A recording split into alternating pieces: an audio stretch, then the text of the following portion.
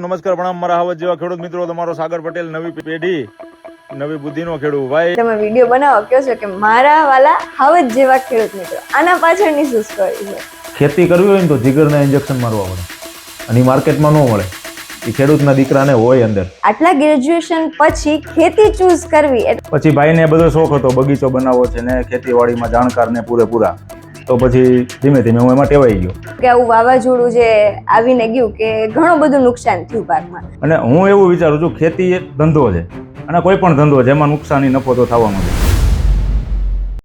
અત્યાર સુધીમાં તમારી લાઈફનો એક પ્રાઉડ મોમેન્ટ, એક મારો 5 વીઘામાં આંબાનો બગીચો છે અને એ એરિયામાં આંબા પોસિબલ નથી અને આપણે એમાં પોસિબલ કર્યા. તો દિવસમાં રોજ 3 વખત આપણે ખેડૂતની જરૂર પડે છે. આપણે શું કરીએ છીએ? 2-5 હજાર 15 હજારમાં નોકરી. ખેડૂત છે જેને એટલું બધું નોલેજ નથી કે જાણકારી નથી, તો હવે એને જો ખેતીમાં નવીનીકરણ કરવું હોય તો એ કઈ રીતે શરૂઆત કરી શકે? નવીનીકરણ અત્યારે સોશિયલ મીડિયાનો જમાનો છે, મોટો ગુરુ સોશિયલ મીડિયા છે અત્યારે કોઈ પણ. તો સાગરભાઈ, શું લાગે છે તમને, ગુજરાતમાં ખેતી હાલના સમયમાં એક પ્રોફિટેબલ બિઝનેસ થઈ શકે કે? વક્રતુંડ મહાકાય સૂર્યકોટિ સમપ્રભો નિર્વિઘ્નમ કુરુ મે દેવ સર્વકાર્યેષુ સર્વદા. આજના આ ખાસ દિવસે કે જ્યારે અમારા કૃષિ એસેટ ચેનલની એક નવી શરૂઆત થવા જઈ રહી છે, ત્યારે ગણપતિ બાપ્પાને પ્રાર્થના કરીએ કે અમારી ચેનલનો જે મુખ્ય ઉદ્દેશ્ય છે કે ખેતીલક્ષી સાચી, સચોટ અને જરૂરી માહિતી વધુ ને વધુ ખેડૂતો સુધી પહોંચાડવી, એ ઉદ્દેશ્યને સાકાર કરે અને નિર્વિઘ્ન અમારું આ કાર્ય આગળ વધારતા રહે. ગણપતિ બાપ્પાની પ્રાર્થના સાથે ફરી એક વખત આજે કૃષિ એસેટની નવી શરૂઆત કરવા જઈ રહ્યા છીએ. ત્યારે નમસ્કાર દર્શક મિત્રો, હું છું યશવી અઘારા અને આપ મને જોઈ રહ્યા છો કૃષિ એસેટ ચેનલ પર. ખેતીને લગતી નવીન, આધુનિક અને સાચી જાણકારી, એ પણ ખેતીના રિયલ હીરોઝ એટલે કે પ્રગતિશીલ ખેડૂતો તેમજ ખેતી વિષયક તજજ્ઞો અને એક્સપર્ટ પાસેથી આ સચોટ માહિતી મેળવવા માટે કૃષિ એસેટ ગુજરાતનું એક એવું પ્લેટફોર્મ છે કે જ્યાં તમને ખેતીલક્ષી સચોટ અને સાચી માહિતી, ખેતીના સાચા હીરોઝ એટલે કે પ્રગતિશીલ ખેડૂતો તેમજ ખેતીના તજજ્ઞો અને એક્સપર્ટ પાસેથી તમારા સુધી આ માહિતી પહોંચાડવામાં આવશે કૃષિ એસેટ ચેનલ પર. તો આપણો આ નાનકડા એવા પ્રયાસને તમારા બધાનો સપોર્ટ, સાથ અને સહકાર મળી રહે એવી અપેક્ષા સાથે આજે ફરી એક વખત કૃષિ એસેટ ચેનલની જ્યારે શરૂઆત થવા જઈ રહી છે, ત્યારે આજના ખાસ દિવસ પર કૃષિ એસેટની જોરદાર શરૂઆત કરવા માટે એક ખાસ મહેમાન આપણી સામે ઉપસ્થિત છે. તો વધુ સમય ના લેતા ચાલો આપણે આ પોડકાસ્ટની શરૂઆત કરીએ. સાગરભાઈ, સૌથી પહેલા નમસ્કાર. નવી પેઢી અને નવી બુદ્ધિના ખેડૂત એવા સાગર પટેલ, જેને આપણે દરેક ઓળખીએ છીએ. આમ તો સાગરભાઈ, તમને ઇન્ટ્રોડક્શનની કોઈ જરૂર નથી, તેમ છતાં સાગર પટેલ કોણ છે અને શું કરે છે તે જણાવો. સાગર પટેલ તો લગભગ સાગર પટેલને ખબર છે ત્યાં સુધી સમાજને જાગૃત કરે છે અને મોસ્ટલી ધંધા છે આપણી જાડે, બીજા 1-2 ધંધા છે, પણ વધારે ખેતીને આગળ લાવવાનું એવું કામ કરી છે.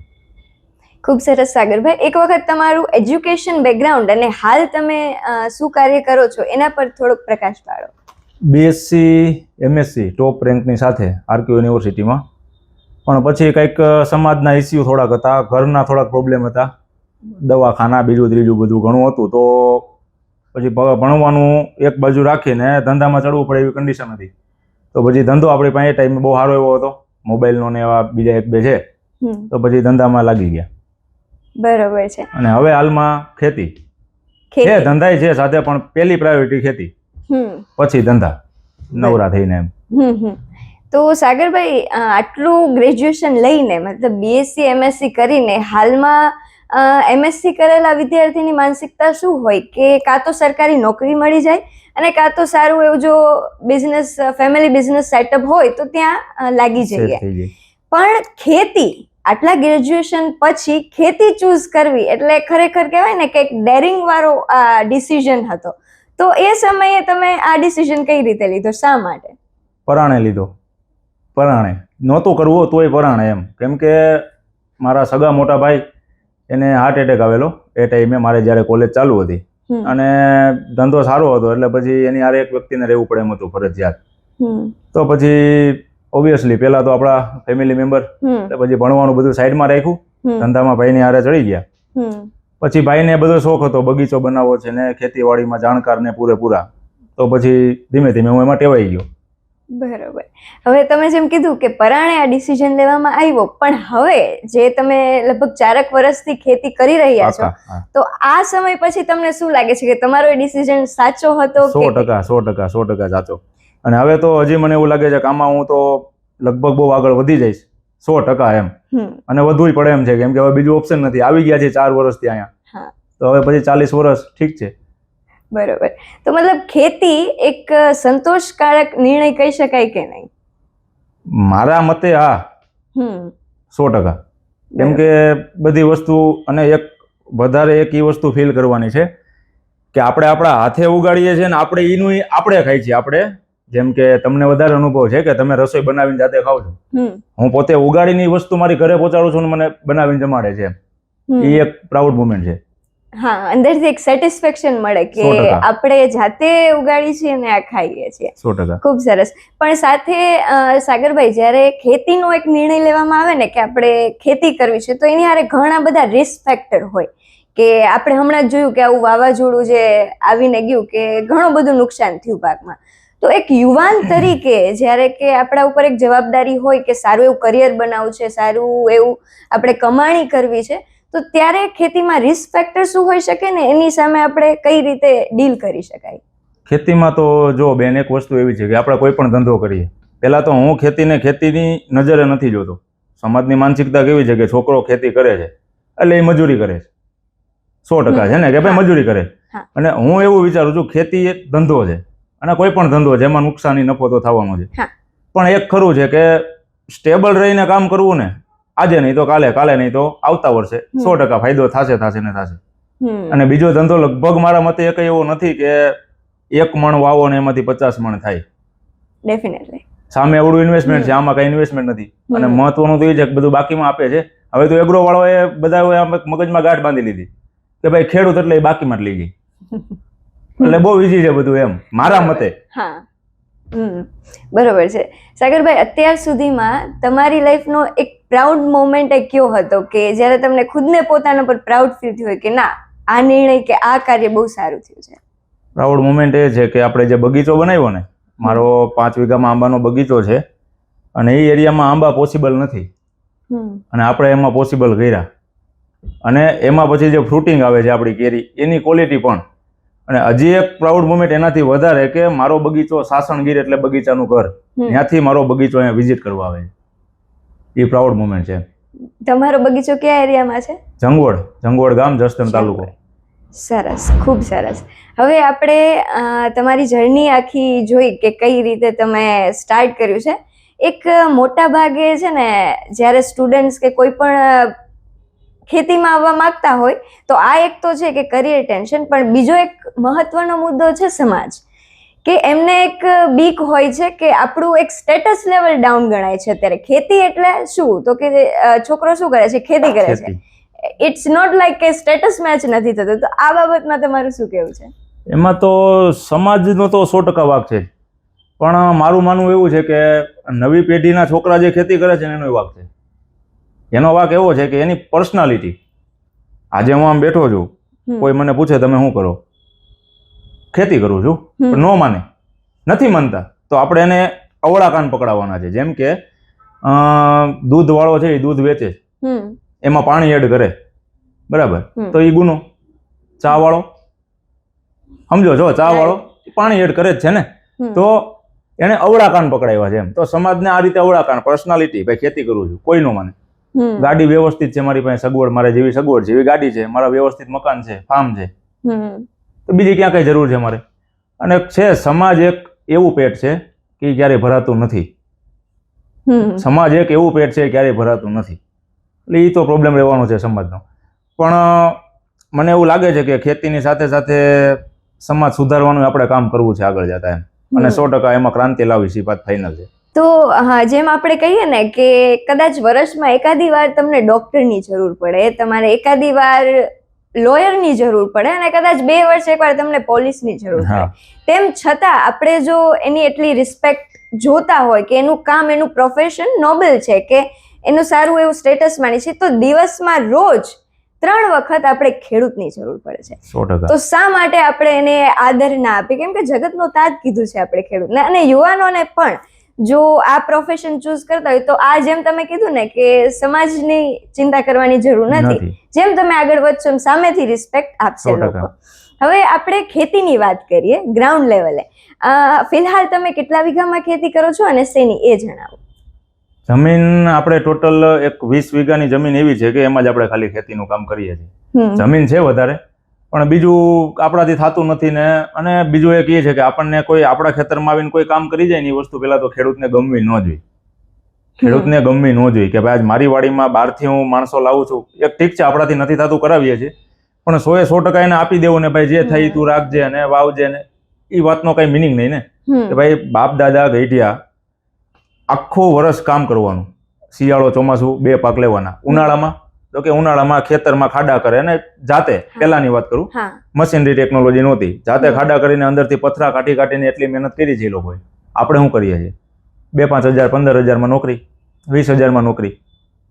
જમીન કે જે એનું લોહી સિંચીને ગુજરી ગયા છે કે ભાઈ અમારા છોકરાઓને કંઈક થશે, અમારા છોકરાઓને કંઈક થશે, એ અત્યારે બહાર મથે છે. આ બધું મૂકીને અને અહીંયા કોણ મથે છે? તો બહારથી માણસો આવીને મથે છે. તો જે રીતે તમે કીધું ને, પહેલો મુદ્દો એ જ છે કે ખેતીમાં ઘણા પ્રશ્નો છે, પણ સૌથી મોટો પ્રશ્ન જે તમે પોઈન્ટ કીધો ને કે મજૂર નથી મળતા.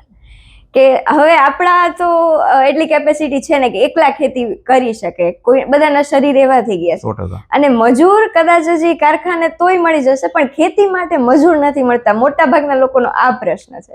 એમાં તકલીફ એવી છે, મજૂર મળે છે પણ એમાં ક્યાંક ને ક્યાંક મજૂરનો વાંક છે અને એના જે શેઠ ખેડૂત એનો વાંક છે.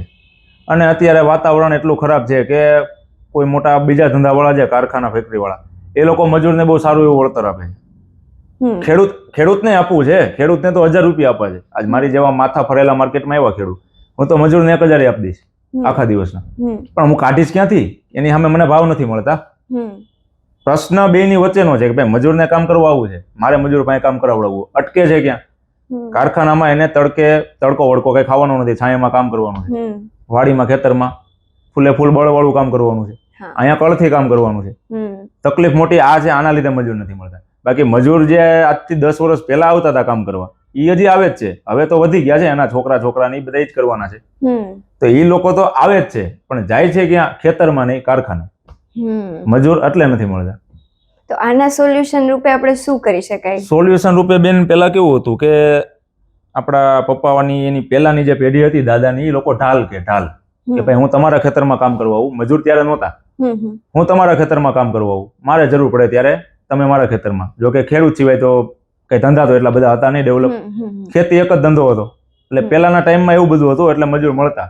પણ જો કે આ ટાઈમમાં તો એનું સોલ્યુશન તો ન કહી શકાય એવું કે ભાઈ હું આની ત્યાં કામ કરવા જવી, મારી આ સમયમાં તો ન આવે. પણ એની સામે ટેકનોલોજી છે, ટેકનોલોજી છે. અને એમાં હું તો કહું છું સબસિડી આ તે બધું બહુ મળે છે, એટલે સરકારે એમાં ફાયદો તો કરે જ છે.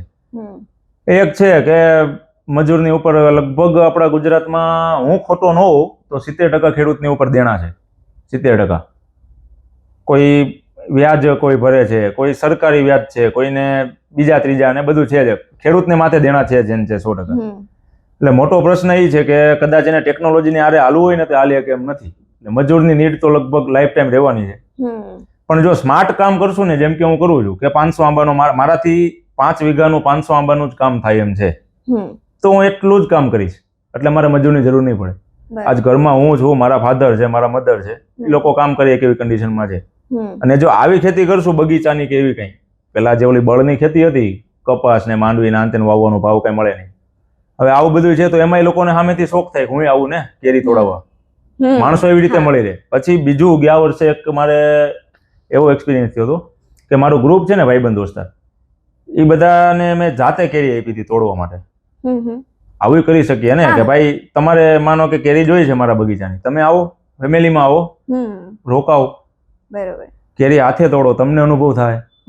મારે મારું કામ થઈ ગયું, તમને એક કઈક સારો એવો અનુભવ થયો. બાળકો હોય તો એ કઈક શીખશે કે ભાઈ કઈ રીતે વવાય, કેમ થાય, કેમ તોડાય. એટલે આવું બધું કરશું ને એનું સોલ્યુશન આ છે બુદ્ધિ, નવી બુદ્ધિ જે હું કહું છું ને સોલ્યુશન એનું આ છે કે ભાઈ તમે તમારા ગ્રાહક પાસે જાતે કામ કરાવો, મજૂરની જરૂર નથી. પછી જે દવા છાંટવાનું આ તે તો એ બધું આવે છે, પંપ, ઇલેક્ટ્રિક, ટ્રેક્ટરમાં આ તે, એમાં કઈ બળ કરવાની જરૂર નથી. અને એટલા મજૂર માનો કે 5% મજૂરની જરૂર છે તો એ તો મળી જ જવાના છે ને, ગમે એમ કરો.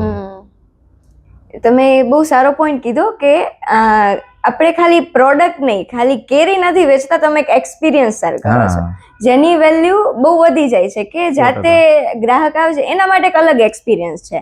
એટલે ઈ જ્યારે ઈ કેરી ઘરે લઈને જશે ને પછી બીજે આ ઉનાળે ને ઈ જ યાદ આવશે કે આપણે પાછા સાગરભાઈના બગીચે જવું છે અને કેરી ઉતારીને આવું છે. અને આ નવી બુદ્ધિ જે મારું સ્લોગન છે ને, નવી પેઢી નવી બુદ્ધિ, નવી બુદ્ધિ હું આ માટે કહું છું. મારું કામ બેન કેવું છે કે ઓલું સર્કસ નો હોય ને, કહેવત છે કે સર્કસમાં 3 સીધા જતા હોય ઘોડા અને એક ઘોડો આમ ઊંધો હોત બોલાવતો હોય. આપણું કામ એવું છે, અવળું ચાલવાનું છે એમ. અને આજે મારી આ સક્સેસ છે ને આ સોશિયલ મીડિયાની હાથે, એ એટલે જ મળી જાય કેમ કે બધાથી અલગ દિશામાં છે.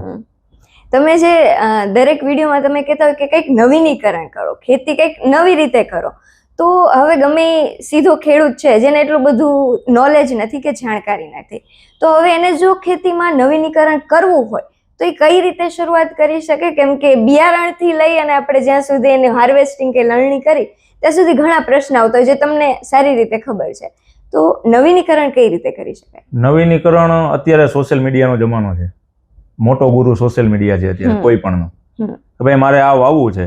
અને જો કે સોશિયલ મીડિયાની હું તો એમ કહું છું જરૂર નથી. આજે મેં આંબાનો બગીચો કર્યો છે મારા એરિયામાં, ક્યાંય મારી જ વાત કરું, અહીંયા ક્યાંય છે નહીં આટલા એરિયામાં 100 કિલોમીટર આસપાસમાં, તો હું ક્યાં જાઉં નોલેજ ને આ બધું ક્યાં જાઉં, કોને પૂછવા જાઉં? મેં મારી રીતે તપાસ કરી તો શેમાં? સોશિયલ મીડિયામાં. પછી મારી જેવા માથા ફરેલા માર્કેટમાં બહુ છે કે ભાઈ મારે આ વેચવું છે, આટલા ભાવ છે, કલમ આંબાની જે કલમ આવે આવો ભાવ છે, અથવા આ બિયારણ છે, તો બધું છે અત્યારે પેડ પ્રમોશન આ તે બધું હાલે છે સોશિયલ મીડિયામાં, જાહેરાતું. બસ એનો આપણે સહારો લઈએ એમ. બને ત્યાં સુધી પેલી ઈ કે ભાઈ આપણે સોશિયલ મીડિયામાંથી જ બધું ગોતી લઈએ. અને બીજું કે મારી જેવા કોઈ છે માર્કેટમાં એનો કોન્ટેક્ટ કરી લ્યો. કોઈ આડોશી પાડોશી કઈ નવું વાવે છે, ભાઈ 50 કિલોમીટર છે કે નવું વાવેતર કર્યું છે, તો જઈને જોઈ આવો, એ ભાઈને રૂબરૂ પૂછી લ્યો કેમ થાય છે, શું થાય છે, ક્યાં વેચાય છે. સમય બહુ સારો છે ખેતી માટેનો, એ 110%. કેમ કે બહુ ઈઝી છે. ગમે એ વસ્તુ તમે જે સવાલ કર્યા ને મેં તમને ઈઝી આન્સર આપ્યા, કેમ કે હાવ ઈઝી છે હાવ. પણ જોવાનો નજરિયો છે ને એ બહુ વિચિત્ર છે. ખેતી ઈ હું ખેતી કરું છું અને હું કહું છું મારા વિડીયોમાં શીખડાવું છું કે ભાઈ પ્રાઉડ ફીલ કરો. શું કરો છો? અમારે છોકરો ખેતી કરે છે. એમ હું કામ કહ્યું? અમારે છોકરો ખેતી કરે છે, તાકાતથી કયો ને. બહુ છે, બહુ ઈઝી. પણ માણસોએ આખી આમ દ્રષ્ટિ એની બદલાવી નાખી છે ખેતી ઉપર.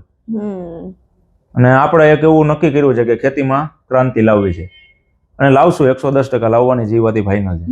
એમ કે મને મારા ઉપર એટલો ભરોસો છે કરીશ. નથી થતું ત્યાં મેં જો આંબા કર્યા છે, મારો મોટો ગુરુ આંબો, મેં જે આંબા વાવ્યા છે ને કે ભાઈ નથી થતા, પપ્પાને એ લોકો બહુ કહેતા નથી થતા, તો મેં કર્યા. હવે મારો ગુરુ આંબો કે ભાઈ ઈ થઈ ગયો એટલે બીજું મારાથી થઈ જાય. કઈ રીતે થયા? ચકાચક. મને નથી ખબર કેમ થઈ ગયા. બસ એક ગાંઠ બાંધી લેતી કરવા છે, આંબા કરી નાખ્યા, થઈ ગયું. એમાંય મારે નુકસાની બહુ હતી, એવું નથી. જયારે આપણે પહેલી વાર આંબા વાવ્યા ને ત્યારે 300 આંબા મેં ફેલ કરી નાખ્યા હતા, વાવી દીધા. તો 15 દિવસમાં દેખાઈ ગયું કે આમાંથી કઈ નહીં થાય, બળી ગયા ને હુકાઈ ગયા ને એવું બધું. પાડોશીને ખબર ન પડે એવી રીતે રાતોરાત નવા વાવી દીધા, ભાઈબંધ દોસ્તારને હારે લઈને. કેમ કે જયારે વાવ્યા ને ત્યારે બધા એમ કહેતા હતા આ ગાંડો થઈ ગયો છે, કેમ કે આજ છે નહીં આપણા એરિયામાં ક્યાંય. અને ખર્ચો એટલો છે, 400 રૂપિયાનો એક આંબો, એવા 500 આંબા મેં વાવ્યા હતા. પહેલી વાર 300 બળી ગયા, બીજી વાર 500 રૂપિયા વાળા 500 આંબા વાવ્યા રાતોરાત. હજી ઓલા લોકોને આમાંથી કદાચ આ માધ્યમથી ખબર પડે તો, બાકી એને કોઈને ખબર જ નથી કે આ બીજી વાર મેં સાહસ કર્યું છે. હવે જો પહેલી વાર આંબા વાવ્યા નહીં, બળી ગયા, અને પછી એમ કીધું તો હવે ન થાય આપણે અહીંયા, તો મારા 5 જણાને હું એમ કે ન થાય. અને 50 જણા એવા તૈયાર થાત કે ભાઈ સાગરે વાવ્યા હતા એને ન થયા, હવે આપણેથી ન થાય. અને હવે એ બધા એમ કે છે કે તમારે થાય. હું સફરજન મારે છે, આપણે સફરજન બગીચામાં છે, સફરજન કદાચ વાવું ને એ તો બધાને ખબર પડે નથી થતું, તો એમ કે છે લોકો તમારે થાય. કેમ કે મને મારી ઉપર ભરોસો છે, કરીશ ભાઈ, મહેનત કરીશ, ટ્રાય કરીશ, થઈ જાય, કેમ ન થાય. આમ થઈ ગયા. બહુ સરસ. મતલબ પેલું કહેવાય ને કે જો સપના જોવાની હિંમત હોય ને તમારામાં તો જમીન સોનું આપે છે. 100%. એટલે ખેતી એક એવો વિષય છે કે તમારે થોડીક ધીરજ રાખવી પડે અને એક જડતા લાવવી પડે ગમે એમ કરીને કરવું કરવું છે એ વ્યક્તિથી ખેતી થઈ શકે. હવે નેક્સ્ટ આપણે જે વાત કરી ને કે કંઈ પણ નવું લાવવું છે, ધારો કે તમે ઘણી વખત અંજીરની વાત કરતા હો છો વિડીયોઝમાં, હવે કોઈ પણ નવો પાક જો ખેડૂતને વાવવો હોય તો મેઇન છે એનું બિયારણ, કે બિયારણ ક્યાંથી સારું મળે, કઈ વેરાયટી વાવી. તમે અંજીરની વાત કરી હતી કે એક વેરાયટી છે કે જેનું માર્કેટ જ અહીંયા નથી, અને એક છે કે જેમાં તમારે પ્રોસેસિંગની ને એની જરૂર પડશે. તો ખેડૂતો જ્યારે કંઈ પણ નવું કરે પહેલા એને પૂરું જાણકારી હોવી જરૂરી છે, 100%. નકર પછી તમે કીધું ને એમ કે એક તો અટવાવાનું જ થાય એમ. હા, રોપા એટલા મોંઘા આવશે, આટલી મહેનત કરશે, પછી જો એ નિષ્ફળ જશે તો પછી બીજી વખત ક્યારેય નવું કંઈ ટ્રાય કરવા નહીં માંગે. તો એના માટે એને શું કરવું જોઈએ કે બિયારણથી લઈ અને વેરાયટી કઈ ચૂઝ કરવી એનું સાચું માર્ગદર્શન મળે ને? એવું તો અત્યાર સુધી લગભગ કોઈ નથી, મારા અંદાજ પ્રમાણે લગભગ નથી. હું આજે કઈ કહું છું, મારા જ અનુભવ કહું છું. પહેલી વાર મેં જે કહું ને આંબા વાળું, કે ભાઈ આંબા વાવ્યા, મને કઈ અનુભવ નહોતો, મને કોઈ કહેવા વાળું નહોતું એ ટાઈમે, અને હજી નથી. અને હું જે કામ કરું છું ને સોશિયલ મીડિયામાં, એ આ જ કામ કરું છું, એટલે એનું માધ્યમ જ હું છું. અને ભવિષ્યમાં હું જઈશ કે ભાઈ આ નવું વાવેતર કરવું છે, સાગરભાઈનો વિડીયો ગોતો, એને હું કીધેલું છે આમાં આ વસ્તુમાં, અને હું એમાં પૂરી માહિતી આપું છું કે ભાઈ આ ભાવનું મળે છે આ જગ્યાએ. અને હું ફિલ્ડ ઉપર જઈને વિડીયો બનાવું છું, લાઈવ બતાવીને કે ભાઈ આ અંજીર વાવ્યું છે, આ વેરાયટી આ છે, આ વેરાયટી આ છે, આ વેરાયટી હોય, આ વેરાયટી નો હોય. આ માધ્યમ છે જ નહીં સોશિયલ મીડિયામાં કોઈ કેવો. એક હું છું, હું આંબા વેચું છું અથવા હું અંજીર કોઈ પણ રોપા વેચું છું, તો હું મારા પૈસા જોઈશ, હું મારા પૈસા જોઈશ કે ભાઈ 400 રૂપિયાનો રોપો. અને એક આ સમય એક અત્યારે એવો છે કે નવી પેઢી જો માર્કેટમાં ઉતરશે ને ખેતીમાં, તો એ લગભગ એવું વિચારે છે કે મોંઘું એટલું સારું, પણ ખરેખર નથી હોતું એવું. મારા જે એક્સપિરિયન્સ કહું ને, ખરેખર એવું નથી હોતું. અંજીરના રોપાનો ભાવ માનો કે 300 રૂપિયા આસપાસનો કદાચ છે, બરોબર?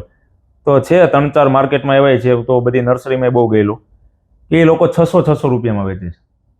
કેમ કે લેવા વાળો એને શીખડાવે છે કે તમે મને મોંઘું આપો.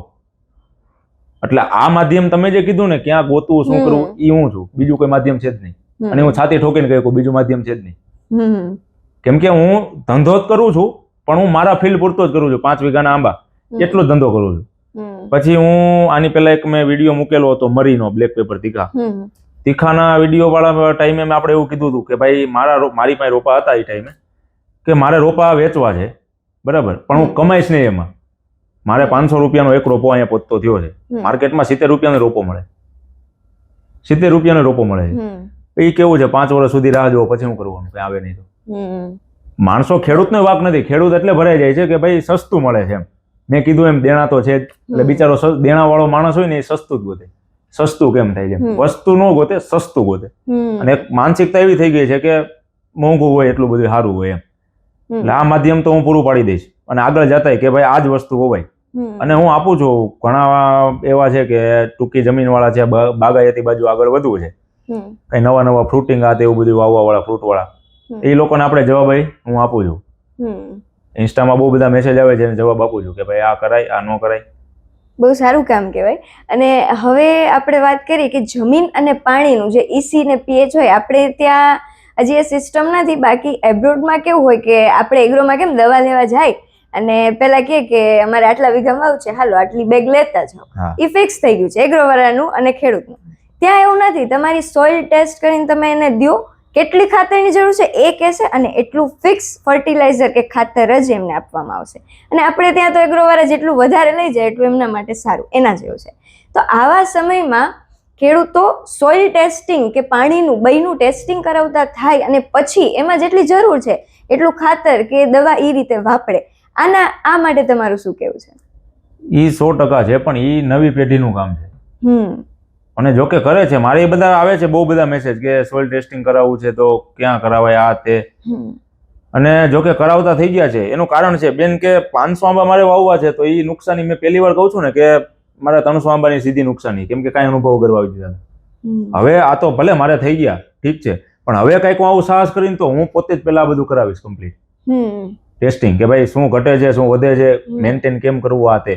અને એ તો 100% છે ને, એમાં તો રિઝલ્ટ મળવાનું જ છે. જે વસ્તુ આપણામાં ઘટે છે, B12 ઘટે છે, એના ઇન્જેક્શન લઈ લો તો થઈ ગયું. એ જ રીતે. એટલે જો એક્યુરેટ આપણને જોતું હોય સોલ્યુશન, તો પેલા ટેસ્ટિંગ. એમાં તો કેવા પણ જ નથી, કેમ કે નવી પેઢી જે આવશે ને ખેતીમાં, આજ નહીં તો 5 વર્ષ પછી, એ બધી ભણેલ ગણેલ વ્યક્તિ જ આવવાના છે ખેતીમાં. એ 110%ની વાત છે. સરસ. હવે જમીનની વાત કરી કે જમીનમાં જે કંઈ તત્વ ઘટતા હોય તો આપણે ખાતરથી એને પૂરું પાડીએ છીએ. એના માટે તમારા ખેતરમાં તમે શું વાપરો છો? મારા ખેતરમાં આજથી 30 વર્ષ પહેલા મારા પપ્પાને ઓર્ગેનિક બાજુ વળી ગયેલા 30 વર્ષ પહેલા. એટલે લગભગ તો અમે બધું એટલા જાણકાર છીએ, જોકે મને તો કઈ જાણતો જ નથી એમ માનો તો, પણ એ બધું બનાવ્યા રાખે એની રીતે ઓર્ગેનિક આ તે કે ભાઈ આ વસ્તુની જરૂર છે ખાતર, તો એ ટાઈપનું કંઈક બનાવી નાખે. ભલે ટ્રાય કરે, અખતરો કરે, રિઝલ્ટ મળે તો બીજી વાર કરે.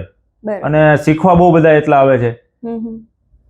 તો તમારી વાત પરથી એવું લાગે છે કે તમારા જે પિતા છે ખેતી માટે તમારા એક માર્ગદર્શક છે, તો એમનો શું રોલ રહ્યો છે તમારા જર્નીમાં? એમનો રોલ, મારા ફાધર પહેલેથી ધંધારથી છેલ્લા 20 વર્ષથી ખેતીમાં આવ્યા.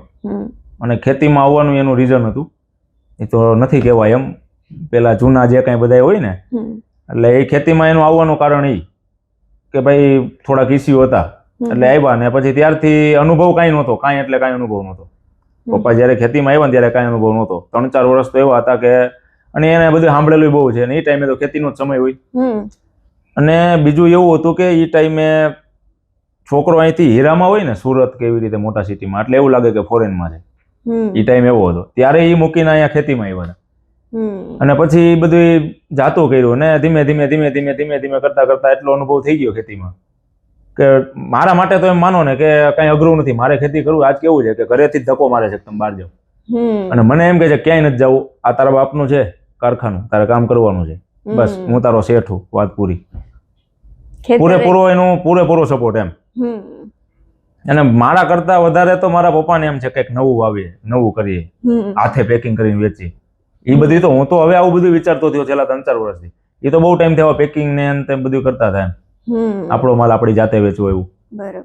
એટલે પહેલેથી જ તમારા પપ્પા એક સેટ કરીને રાખ્યું છે કે આપણું ખેતરની કારખાનું છે અને આપણે એને ધંધાની જેમ આગળ વધારવાનું. 100%.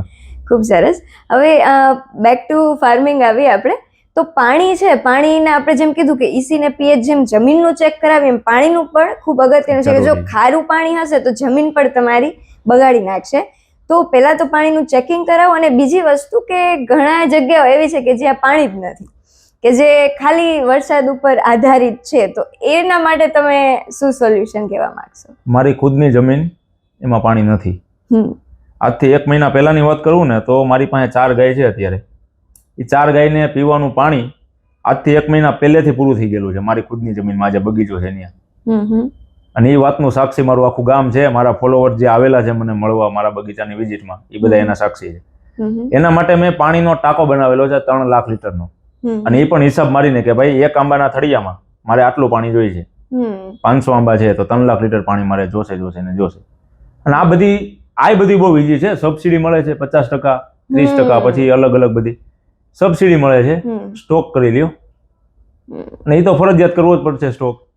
અને અત્યારે ખાસ કે ભાઈ સ્વિમિંગ પુલ આ તે એવા બધા શોખ ખરા માણસોને, જમીન વાળાને, કે ભાઈ આપણી ઘરની વાડી છે, જમીન છે, તો આવું કંઈક બનાવીએ, તો એ બે કામ થઈ જાય ને, સ્વિમિંગ પુલ નો સ્વિમિંગ પુલ, પાણીની બચત, ટાંકાનો ટાંકો. બરોબર છે. એટલે ટૂંકમાં જેને કરવું છે એ ગમે એમ કરી અને રસ્તો ગોતી લેશે. પણ અને એ પણ છે કે જે પ્રગતિશીલ ખેડૂતો છે તમારા જેવા, એના માટે અત્યારે ઘણી સબસિડીઝ ને સ્કીમ છે, પણ એ છે કે તમારા સુધી ચાલીને નહીં આવે, તમારે ગોતવું એના સુધી પહોંચવું પડશે. પણ સોલ્યુશન બધી વાતનું છે. હવે પાકની જો વાત કરીએ કે આમાં એક સમય ખૂબ અગત્યનો હોય છે. કયા સમયે તમારે વાવણી કરવી, કયું બિયારણ વાવવું, અને કયા ટાઈમે તમારી પાકને હાર્વેસ્ટ કરવું ને બજારમાં પહોંચાડવો, આ માટે શું કહેવા માંગશો? ટાઈમિંગનું તો લગભગ ખેડૂતને બધાને ખબર જ હોય છે મોસ્ટલી, કે કયા ટાઈમે વાવેતર થાય આ તે, બરાબર. પણ આવા બધા જે પાક છે ને, બાગાયતીના પાક, બગીચા વાળા, કપાસ, મગફળી, તુવેર, ચણા, એ તો બધા જાણે જ છે કયા ટાઈમે વાવવા તે. જે ખેતી નથી કરતા એને પણ આ વિષય બધો છે જ એમ. પણ આવા બધા જે પાક છે ને, બાગાયતી વાળા, એમાં એ વસ્તુ મહત્વની છે કે ભાઈ વરસાદના 15 દિવસ પછી વવાય, વરસાદના 15 દિવસ પહેલા વવાય, એમાં એ મહત્વનું છે બાગાયતી માટે. એટલે સમય અચૂક ટૂંકમાં એમને લેવો જોઈએ. ઈ રિઝલ્ટ મળે 100%. જો વેલા મોડું થાય ને એમાં વાવેતરમાં, ઈ રિઝલ્ટ પાછળ મળે, ખરાબ કે સારું કોઈ પણ ઈ રિઝલ્ટ મળે. ટાઈમિંગ મહત્વનું છે. એટલે ટાઈમિંગ વિશે ખાસ અને ચોકસાઈપૂર્વક કામ કરવું પડે. હા, બરોબર છે. હવે આપણે થોડીક સોશિયલ મીડિયાની વાત કરી, તો તમે કેટલા ટાઈમથી શરૂઆત કરી છે સોશિયલ મીડિયા પર વિડીયોઝ મૂકવાની? લગભગ 3 મહિના. 3 મહિના. લગભગ 3 અને મહિના. તમે શરૂઆત કરી ત્યારે તમારો ફોલોવર્સ અને ગ્રોથ કેટલો હતો? આપણા રેગ્યુલર જે આપણા જાન પહેચાન વાળા હમ, 1500 સમથિંગ કંઈક હતા.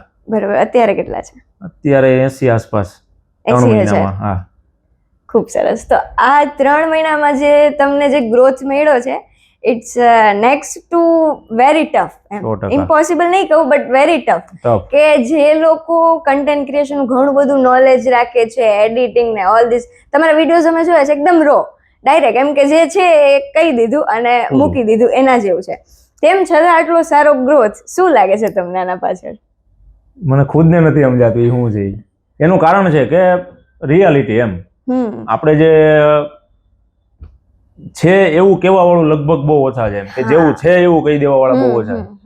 અને આપણું કામ એવું છે ડાઉન ટુ અર્થ. માણસોને સાંભળવું ગમે છે જ્યારે, અને મેં એવું કઈ પ્લાનિંગ આવો નથી આપણો કે વિડીયો બનાવશું કે આપણે આગળ જતા આવું કરવું છે આમ તેમ. તમે નહીં માનો, કદાચ હજી 20 દિવસ પહેલા જે આપણે ઇન્સ્ટામાં બાયો આવે ને એ હજી મેં ચેન્જ કર્યો 20 દિવસ પહેલા.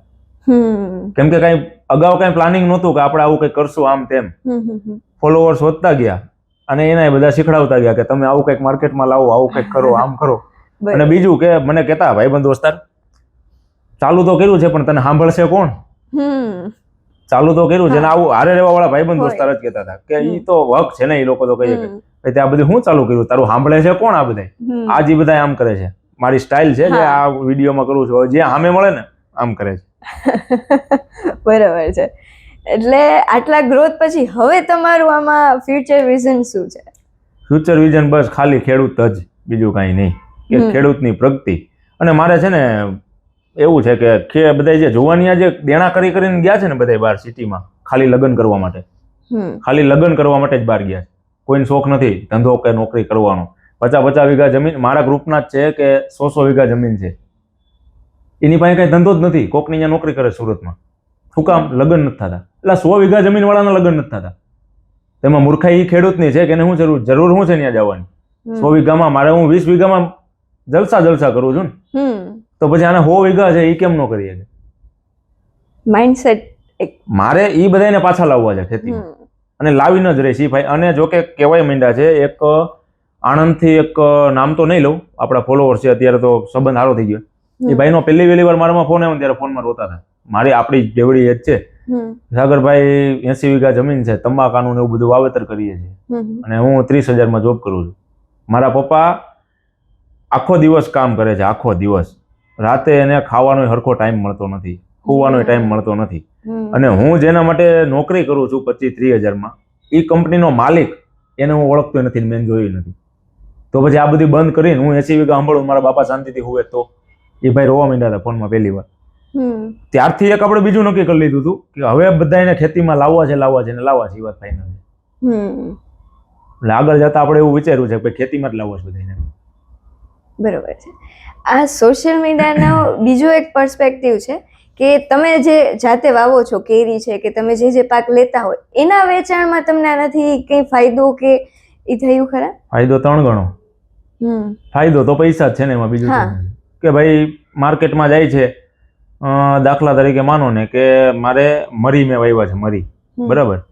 હવે માર્કેટમાં એનો 10,000 કે એવો સમથિંગ કઈ ભાવ હાલતો હોય છે, બહુ યાદ નથી મને, અત્યારનો ભાવ નથી જાણ્યો બહુ ટાઈમથી. તો તમે જ મારી વાડી આવો છો ને તમને બતાવો, એમાં આવી ગયેલા તૈયાર છે મરી 2,000 કિલો, તમે લઈ જ લેશો આંખો બંધ કરીને, કેમ કે જિંદગીમાં કોઈ જોયું જ નથી. અને આપણે વાવેતર જ હું તો એવા કરું છું કોઈ જોયા જ ન હોય એવા. લાલ કલરના સીતાફળ આવે, સીતાફળ માણસો ખાય છે પણ લાલ કલરના, અને એમાંય પાછી ક્વોલિટી હારામાં હારી હોય એ ક્વોલિટી. ડાયાબિટીસ વાળો ખાય એટલે સવારે ટપકી જાય એટલા મીઠા. તમને 400 રૂપિયાના 400 કિલો વેચું છું, તમે આપો મને 400. ભાવમાં માનો ને કે 3 ગણો ભાવ એમ. અને 3 ગણો ભાવ એટલે એવું નથી કે આપણે લૂંટી લઈ.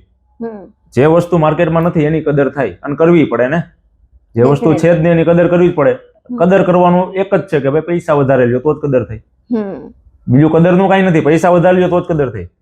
અત્યારે માનો કે હું કોઈનું પ્રમોશન કરવા ગયો છું, સસ્તું નથી કરતો, પ્રમોશનનું હારવાર કહી દઉં, હું સસ્તું નથી કરતો પ્રમોશન, બહુ સારો એવો ભાવ કહી દઉં છું. પણ એમાં પછી નો કોમ્પ્રોમાઇઝ, નેગોશિયેબલ નહીં એમ કે ભાઈ ભાવ મેં કીધો એ ફિક્સ. શું કામ? કેમ કે હું પૈસા હાટું કામ નથી કરતો. મારી પાસે 20 જેટલી પ્રોડક્ટ એવી પડી છે કે એનું મેં કંઈ કર્યું જ નથી. 20 જેટલી પ્રોડક્ટ છે એનું મેં કંઈ રસ જ નથી મને, કેમ કે એ પહેલા હું યુઝ કરું છું, રિઝલ્ટ મળે તો જ હું આગળ વિડીયો બનાવું છું. અને આજે મારો હું એમ કહું છું, મારા ફોલોઅર્સ નથી, મારી ફોજ છે, ફોજ. જે ફેમ ને ફેમિલી મારી ફોજ છે. સાગર પટેલ એમ કે ભાઈ યુઝ કરો એટલે માણસો કરે છે. હવે એને છેતરીને પછી હું મારા જે કાંઈ લઉં છું એટલા હાટુથી એ બધાને કરવું એ મને વ્યાજબી નથી લાગતું, અને મારે એવી જરૂર નથી. હું જે પ્રમોશનના પૈસા લઉં છું એનાથી વધારે તો મારી ગાડીના ડીઝલ બાળી નાખું છું, એટલે જરૂર નથી. આ કદરની જે આપણે વાત હતી ને, આ રીતે મારી કદર થાય છે. સાગરભાઈ વિડીયોના આટલા રૂપિયા લે છે, પણ કંપનીને રિઝલ્ટ મળે છે, એની સામે ખેડૂતને રિઝલ્ટ મળે છે. બરાબર. એટલે કદર આવી રીતે થાય છે. આપણે જે કમાઈ છે ને ખેતીમાંથી 3 ગણા ભાવ કોઈ પણ વસ્તુમાં લઈ છે. કેરી છે તો ગામમાં જયારે 1000 રૂપિયા હતા ત્યારે આપણે 1500માં વેચતા, અને મારી થાર ભરીને જ અહીંયા રાજકોટમાં જાવ તો રોડ ઉપર ઉભો રહેતો થાર ખોલીને, ત્યારે માણસો એવી રીતે કદર કરતા હતા. થાર લઈને કેરી વેચવા આવ્યો, નંબર મારી પાસે એવો છે ગાડીનો, વીઆઈપી નંબર છે. ઓહો, આ તો થાર લઈને નંબર તો જો, આ તો કેરી વેચે થાર લઈને, આની પાસે તો હારી જ હોય ને, આને થોડી પૈસાની જરૂર હોય. તો પછી એ પ્રમાણે ભાવ લઈ લ્યો ને. આ વસ્તુ કરતા નથી આવડતી ખેડૂતને. આપણી અંદર જે કઈ વસ્તુ છે ને એ જ નથી ખબર નથી. તમારી પાસે શું વસ્તુ છે, તમે આવી રીતે ખેતીમાંથી કમાઈ શકો, પણ તમને ખબર જ નથી. તે આ રીતે ખેતીમાંથી આપણે 3 ગણી રકમ કમાઈ છે. તમે જે વાત કરી કે એ તમારું જે ટેગલાઈન છે ને, નવી બુદ્ધિ, એટલે માનો બધા પાછો આ વિડીયો જોઈને ખેડૂતો એમ કહેશે બધા પાસે થાર ના હોય, પણ અહીંયા તમારો કહેવાનો પોઈન્ટ એ છે કે તમારી પાસે જે છે, તમારી પાસે જે કંઈ સારું છે એને યુઝમાં લેતા શીખો, અને એનાથી તમે વેચાણ માર્કેટિંગ આ રીતે કરી શકાય. પોઈન્ટ તમારો બહુ સારો છે. અને તમે જે કીધું કે તમારી સાચી તાકાત તમારી ફોજ છે, જે તમે ફોલોવર્સ નહીં પણ તમે જે ફોજ કયો છો કે તમે એનો ટ્રસ્ટ તૂટવા નથી દેતા, કે ગમે આવ્યું અને પ્રમોશન કરી દીધું એવું નથી, ઈ નથી. એટલે તમે કહેવાય ને એક સાચા એગ્રી ઇન્ફ્લુએન્સર છો. ગુજરાતમાં કહેવાય ને કે સાચા એગ્રી ઇન્ફ્લુએન્સર માંના એક તમે કહી શકાય આપણે. હવે સોશિયલ મીડિયાની બીજી પણ એક સાઈડ હોય કે ઘણા બધા જો લોકો જોતા હોય તો અમુક એમાં હોય જ કે જે થોડા ઘણા નેગેટિવ કમેન્ટ્સ કરી શકે, તો એને તમે કઈ રીતે રિસ્પોન્સ કરો છો? પેલા તો લગભગ સિંગલ ખરાબ કમેન્ટ નથી. એનું કારણ છે કે હજી ટૂંકો ટાઈમ થયો છે ને, 3-4 મહિના, એટલે બરાબર. અને હતું એક ટાઈમ હતું, પણ કેવું કે આમ આડાવડું ખાલી બોલેલા કે તમે આમ કહો છો તો આમ નથી ને, આમ છે ને તેમ છે ને, એવું કઈ બહુ વધારે બહુ બોલું નહીં એમ. તેમાં આજે આપણી ફોજ કહું છું ને, મારી પેલા આ લોકો જવાબ આપી દે. મને ખબર નથી હોતી કમેન્ટ ની, આ લોકો જવાબ આપી દે. બરાબર. એટલે એ એક બહુ સારું છે કે આપણને કામ કરવામાં એટલે વધારે રસ છે. અને હાવ એવું નથી કે મારી આમાં હું જેવું કહું એવું બધા કમેન્ટમાં આયા કરી નાખે, એવું નથી. પછી અમુક 5% એવા હોય કે એમાં કંઈક વિચારીને પછી આપણને કમેન્ટ કરે, સાગરભાઈ તમે જે કીધું છે આમાં કદાચ મિસ્ટેક છે, તો પછી આવતા વિડીયોમાં આપણે સુધારીને પાછું એમાંય જવાબ દઈ છે કે ભાઈ ના ના વાંધો નહીં, ઠીક છે, તમે સાચા છો, હું ખોટો છું. પણ બને ત્યાં સુધી હું સાચો નથી અને સામે વાળો ખોટો નથી, અને હું સાચો છું ને સામે વાળો ખોટો નથી. આ રીતે હું કામ કરું છું. બરોબર છે. સાગરભાઈ, તમે નોર્મલી કરેલું છે માઇક્રોમાં MSc, સો આટલું બધું ખેતીનું તમે જે અત્યારે માહિતી ને નોલેજ શેર કરો છો, તમે ક્યાંથી શીખો છો? પપ્પા પાસેથી. ખાલી ને ખાલી પપ્પા પાસેથી. બરોબર. બાકી લગભગ મેં હજી સુધીમાં સોશિયલ મીડિયામાંથી ક્યાંયથી કઈ વસ્તુ કઈ લીધેલી નથી આવી કે ભાઈ આ છે તો આમાં હું યુઝ કરાય, કઈ દવા આ તે, એવું કઈ આપણે લગભગ નથી જોયું. કેમ કે એ મને માનો ને કરવાય નથી દેતા પપ્પા. આમ ગણો ને કે દવાનું નામ તે ઈ સીધા એમ કહી દે ભાઈ તારો વિષય નથી, હું બનાવી દઈશ, કઈ દવા છાંટવાની છે મને ખબર પડે છે, હું બનાવી દઈશ. બરોબર. એટલે મોટું એ છે એમ. એટલે તમને એક નિચોડ મળેલો છે અનુભવનો કે જેનાથી તમે, અને એ સારું છે કે તમે બીજા સુધી પણ એ પહોંચાડવા માંગો છો, જેથી બીજા લોકોને પણ એનો ફાયદો થાય. હવે સોશિયલ મીડિયાનું બીજી એક વાત કરી કે કોઈ પણ ખેડૂત હોય એને એક થોડોક ફિયર હોય કે કેમેરા સામે હું આવું, મને 10 લોકો જોશે. પહેલા એને ગામની બીક હોય કે મારા ગામના 10 લોકો જોશે ને એ શું કહેશે કે તું, તને બધી ખબર પડવા માંડી છે. તો કોઈ પણને પોતાની એક કહેવાય પર્સનલ બ્રાન્ડ, જેમાં તે સાગર પટેલ એક પર્સનલ બ્રાન્ડ છે કે એના નામથી એનું કામ ચાલે છે. તો ખેડૂતને પણ જો પોતાની પર્સનલ બ્રાન્ડ બનાવી હોય, પોતાના માલનો પૂરો ભાવ લેવો હોય, તો એને ક્યાંક ને ક્યાંક એ ફિયર મૂકવો પડશે. તો એના માટે તમે શું કહેવા માંગશો? એમાં તો લગભગ ફિયરની વાત એવી છે કે હજી આવનારી જે પેઢી છે ને, હજી આવનારી, એની પાસે તો લગભગ કઈ ધંધો જ નહીં હોય ફોન સિવાય. ફોન સિવાય ધંધો જ નહીં હોય, એટલે એ લોકોને તો કઈ રહેશે જ નહીં, બીક જ નહીં રહે એમ. હજી શરમાય છે કે ભાઈ આમ કેમેરો ખોલીને બોલવું એટલે 5 જણા જોવે તો શું કે. પણ એ કેવું છે, એકવાર ચાલુ થઈ જાય ને પછી ઓટોમેટિક એને એમ થઈ જાય છે કે ના ના હવે તો ચાલુ જ રાખવું. અને બીજું કે આજે 250 થી 300 નવી પેઢીવાળા 250 થી 300 છોકરાઓ એવા થઈ ગયા છે કે આવી રીતે આમ પાવડો કે ત્રિકમ આવે ને આપણા ઓજાર ખેતીના, એની સ્ટોરી મૂકવામાં શરમ આવતી હતી ઇન્સ્ટામાં કે સોશિયલ મીડિયામાં ફોટો મૂકતા.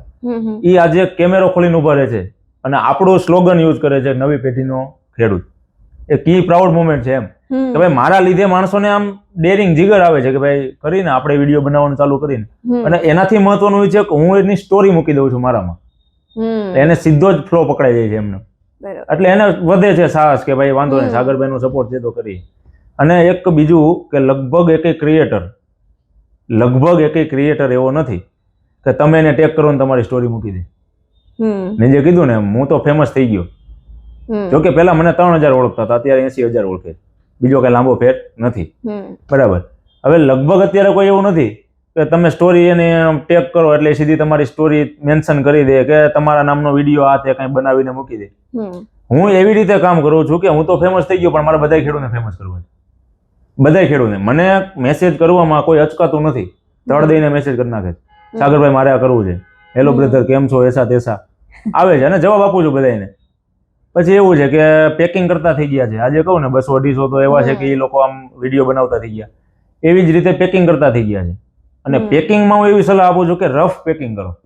શું કામ ખર્ચા ચડાવવો છે બ્રાન્ડિંગ ના અંતે? માલથી મતલબ રાખો ને, અંદર હું ભર્યું છે એનાથી મતલબ રાખો ને. તમે પેકિંગ ગમે એવું કરો, અંદર કચરો આપો, શું કરવાનું? અત્યારે આ સમયમાં સારું ખાવા વાળા છે, સારું પેકિંગ જોઈને લેવા વાળા નથી. એક ટાઈમ હતો વચ્ચે ગયો, હવે સારું ખાવા વાળા. આજે હું ચોળીના ને એવા મેં વિડીયો મૂકેલા છે. ચોળી, મગ, અડદની દાળ છે, એવું બધું આપણે વેચીએ. રાઈ હું જબલા ભરીને કિલોના જબલા, સાદા જબલા ભરીને આપું છું અને લઈ જઈશ.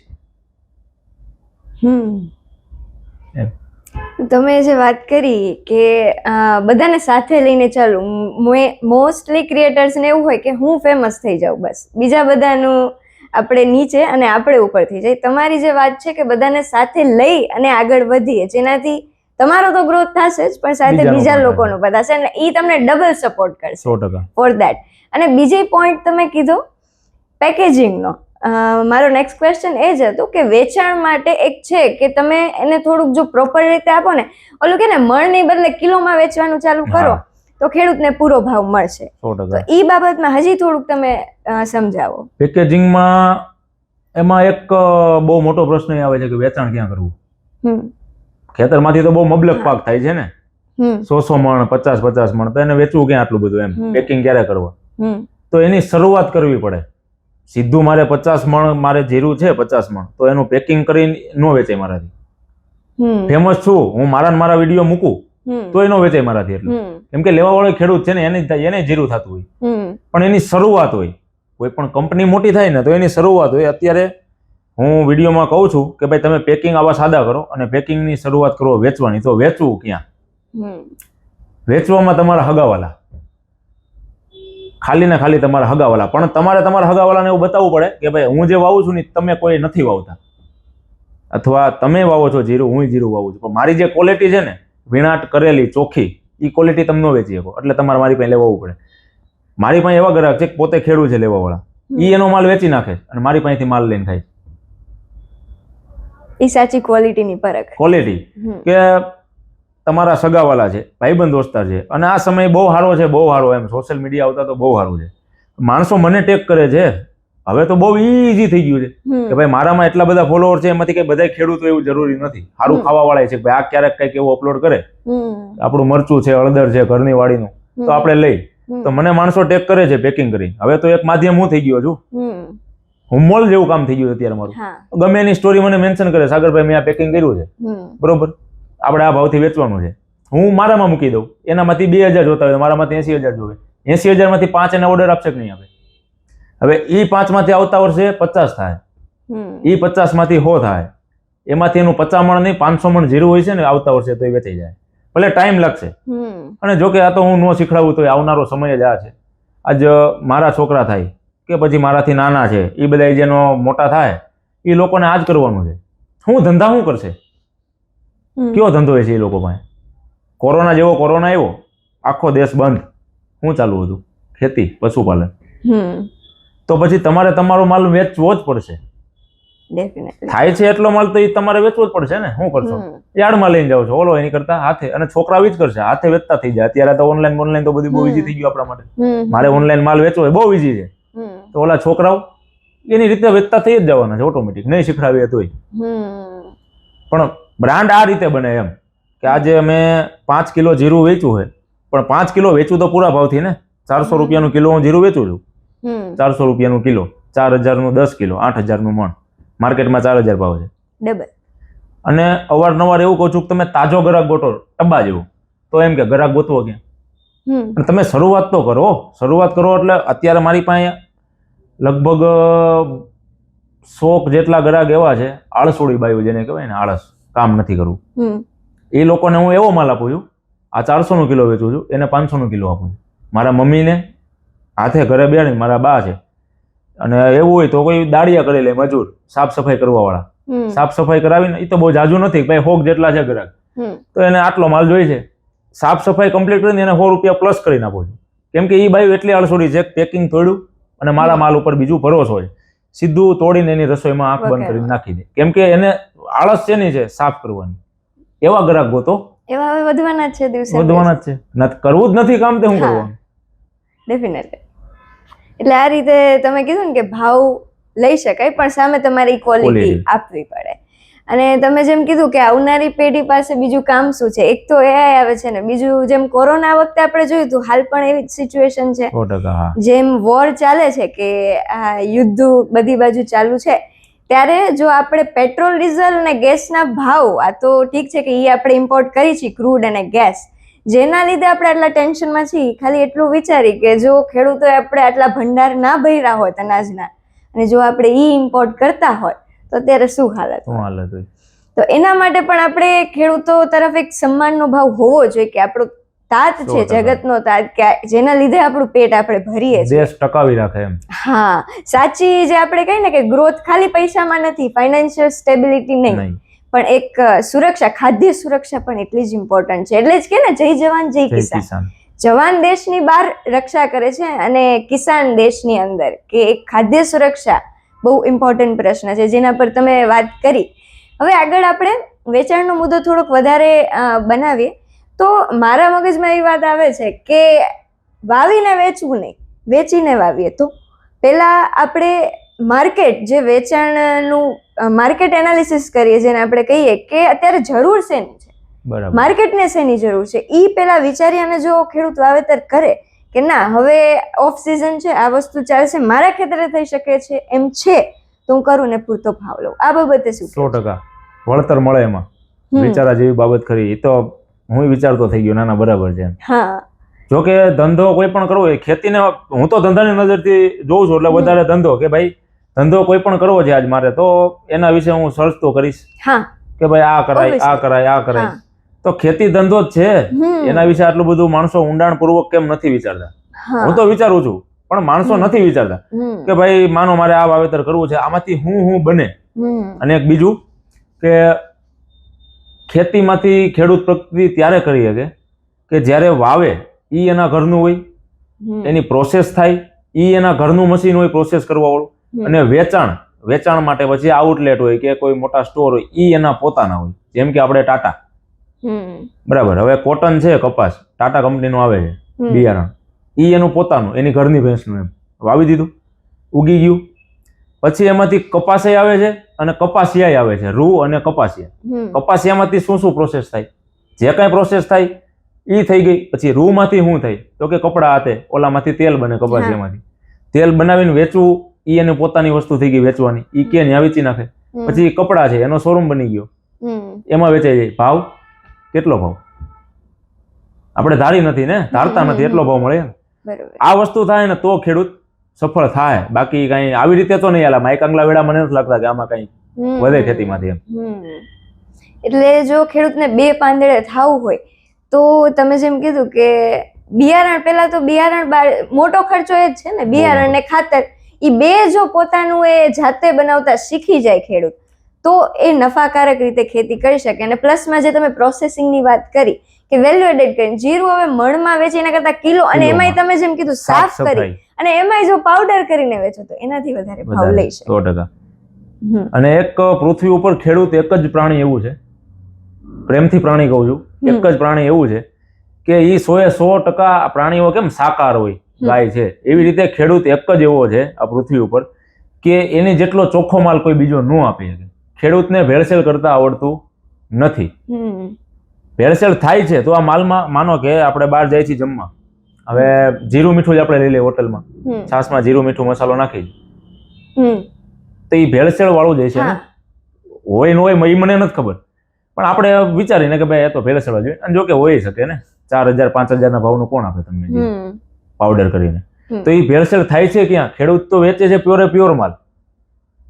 ત્યાર પછી એની કઈ પ્રોસેસ જે કઈ થતી હોય, પછી જે પેકેજિંગ થતા હોય, જે બ્રાન્ડ જે વેચતા હોય, એટલે ખેડૂત એક જ એવો છે આ પૃથ્વી ઉપર કે એ કોઈ દિવસ ભેળસેળ કરી શકે નહીં.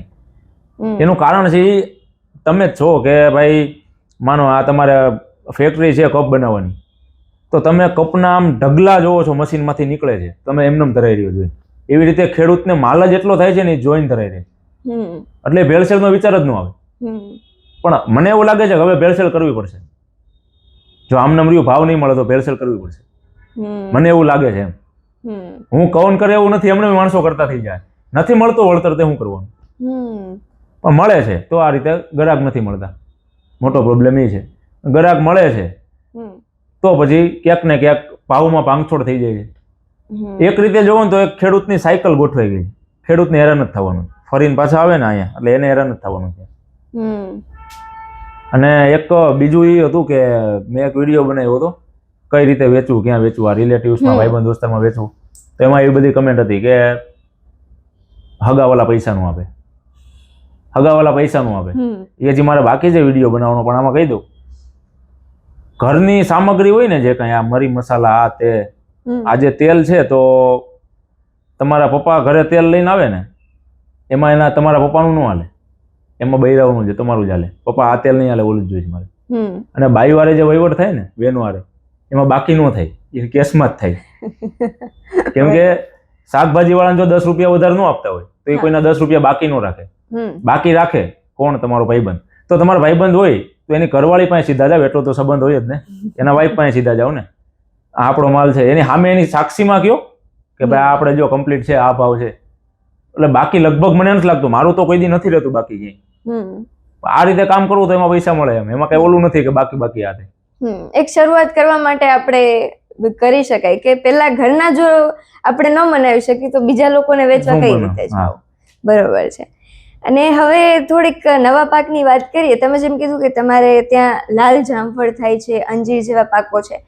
આપણો જે આ રિજિયન છે ગુજરાત સૌરાષ્ટ્રને પકડીને ચાલી, તો આમાં તમને શું લાગે છે કે નવીન પાકોમાં એવા કોઈ પણ 3 કે 5 પાક કયો કે જે અત્યારના ટાઈમમાં સારા એવા પ્રોફિટેબલ કે નફાકારક થઈ શકે? સારામાં તો એક છે લાલ સીતાફળ, રેડ કસ્ટર્ડ એપલ. બરોબર, એ માર્કેટમાં લગભગ નથી, બહુ ઓછા માણસોએ જોયા છે. નથી કોઈ હજી જોયું ને, તે આપણે વાવીને એમાં કમાઈ લી. બરોબર. પછી આ કેરી છે. કેરીનું એવું છે કે ઇતિહાસમાં કોઈ દી કેરી આપણે એમ કહીને કે આમ નાખી દેવાના ભાવમાં આવી ગઈ, હાઈડાઈડ થઈ ગઈ, કોઈ દી નથી થઈ કેરી. ઇતિહાસ ગવા છે, કેરી કોઈ દી માર્કેટમાં હાઈડાઈડ નથી થઈ એમ. અને બીજું કેરીમાં એવું છે કે તમારે વેચવા ન જવું પડે, તમારે મારા બગીચે લેવા આવવું પડે. ઉતાર્યા પછી 10 દિવસ સારી રહે. પછી ત્રીજું છે ફાલસા. ફાલસા ફ્રૂટ છે, બહુ નાની નાની સાઈઝનું. ઈ હજી આપણે લગભગ અહીંયા કોઈ નથી જોયું. જોયું હોય તો 2-5% એમ. ફાલસા છે. પછી પેશન ફ્રૂટ, કૃષ્ણ ફળ આપણે કહીએ. પેશન ફ્રૂટમાં 2-3 વેરાયટી આવે છે, લાલ, પીળું, લીલું. એ વાવી શકાય. ડ્રેગન ને પછી એક ડ્રેગન છે, જામફળ છે, બોર છે. એ બધું કેવું થઈ ગયું અત્યારે દાડમ, કે એ તો માણસો હવે કાઢીને વાવીને કાઢવા માંડ્યા છે, થાકી ગયા છે. કેમ કે નુકસાની એટલી છે. માર્કેટમાં ભાવ શું આવે? 2 રૂપિયા, 5 રૂપિયા, 10 રૂપિયા, હાઈએસ્ટ ભાવ 24 રૂપિયા કિલો. એટલે આવા નવા પાક થઈ શકે. બરોબર છે. હવે જેમ આપણે તમે કીધું ને કે ઘણા એ ડ્રેગન ફ્રૂટ છે કે બોર કે આ રીતે વાવીને કાઢવા માંડ્યા કે પૂરતો ભાવ નથી મળતો, તો એવું કંઈ થઈ શકે કે ગામડા દીઠ અથવા તો 3-4 ગામડા વચ્ચે એક પ્રોસેસિંગ યુનિટ હોય કે જ્યાં આ રીતનો જે પાક થતો હોય ને એનું પ્રોસેસિંગ, આપણે એ જામફળના ઠળિયા છે તો એનો પાવડર અત્યારે વેચાય છે. હા. શું કામ કે એ ડાયાબિટીસના પેશન્ટને યુઝફુલ થાય છે, એનાથી એમાં સારું એવું રિઝલ્ટ જોવા મળે છે. આ રીતનું જે પણ ફ્રૂટ હોય કે જે આપણે પાક આવો વાવીએ છીએ સારો, તો એનું સાથે સાથે પ્રોસેસિંગ યુનિટ જો બધા ખેડૂતો ભેગા થઈને કેમ FPO હોય હા એ રીતનું એક સંગઠન બનાવી અને જો કરે તો થઈ શકે કે કેમ? થઈ શકે, પણ એના માટે બેન બહુ ટાઈમ લાગે, હજી બહુ વાર છે. એ બધું કરવામાં બહુ વાર છે કે મારે આ કરવું છે તો હું કોને મનાવું? મારી આજુબાજુમાં જે ખેડૂત છે, મારી ઉંમરનો ખેડૂત કોઈ છે જ નહીં. સમજો છો કઈ રીતે મારે કરવાનું? એટલે થાશે 100%, પણ એ હજી ટાઈમ લાગી જશે. એ ટાઈમ ફાઇનલ છે, લાગશે. પણ એ છે બેનિફિટ તો એમાં રહેવાનો જ છે પૂરો. એટલે પેલું જે APJ અબ્દુલ કલામે કીધું હતું ને કે જો ભારત દેશની પ્રગતિ આપણે સાચી જોવી હોય તો યુવાનો દેશના યુવાનોએ ગામડા તરફ પાછું વળવું વળવું જોશે અને ગામડા તરફ એનો વિકાસ પહેલા આપણે કરવો પડશે. એ રીતે જેમ જેમ યુવાનો આ તરફ આવશે, કેમ કે એમનામાં શક્તિ છે કે કંઈક નવું નવું કરી, કરીએ. કંઈક ઇનોવેટિવ કરી, કંઈક અલગ રીતે કરીએ, તો એ ત્યારે થઈ શકશે. તો સાગરભાઈ, શું લાગે છે તમને, ગુજરાતમાં ખેતી હાલના સમયમાં એક પ્રોફિટેબલ બિઝનેસ થઈ શકે કે કેમ? 100% છે જ, થઈ શકે નહીં છે જ. મારા મતે છે, કેમ કે હું મારો માલ જાતે વેચું છું ને જાતે એનો ભાવ કરી શકું છું, એટલે છે. પણ જે નથી કરતા એના માટે નથી, ખેતીમાં કાંઈ નથી, એ લોકો એવું વિચારે છે. અને હું એમ કહું છું ખેતીમાં જ છે જે છે.